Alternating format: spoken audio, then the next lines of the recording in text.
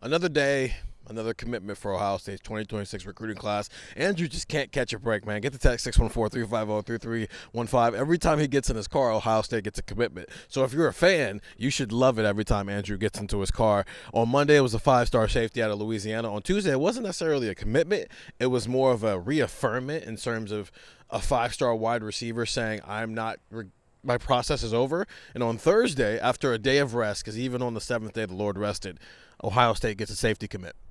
Well, last year it was I would go to Jersey Mike's. That happened twice. We had a commitment and a decommitment. So when he leaves his house, good things happen for Ohio State, apparently. And this year is when I leave for the Woodies. So I'm curious what next year is going to bring.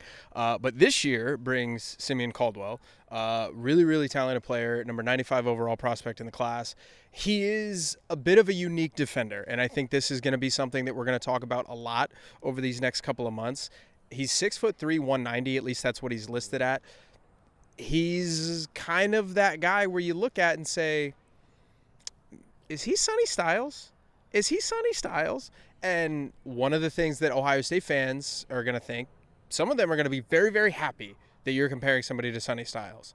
And there's some people that are going to go, wait a minute, Andrew, we talked about Sonny Styles, the safety, and I don't remember that working out too well, and they moved him to linebacker. It was fine. It was fine, but they had to move him to linebacker. So I think this is a guy where you look at and you see, okay, positional flexibility, because this kid is a really, really good football player, and you can use him in a couple of different ways. So we'll see how things play out when he gets here, but this is a safety that certainly can play in the box. The other day we talked to the DBs, Matt Guerrero, Tim Walton.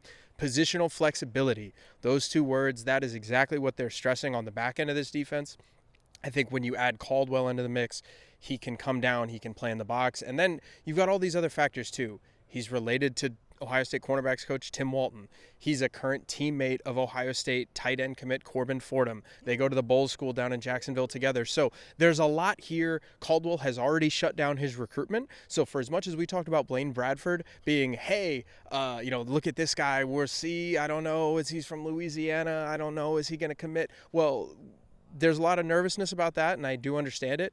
There should not be about this kid because he has already canceled his other official visits.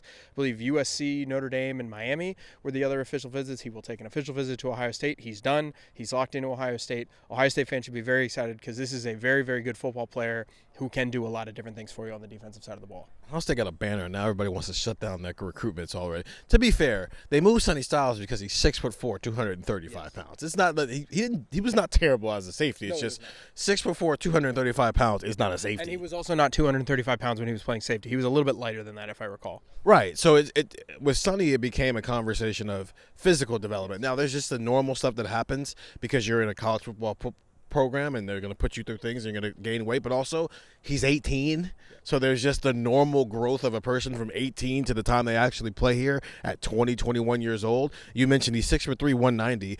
If he's 6'3", 190 by the time he's playing football here, or 6'3", 205, well, then he's going to be a safety. If he's 6'3", 225 pounds by the time he's ready to play here, guess where he's going to be? Exactly.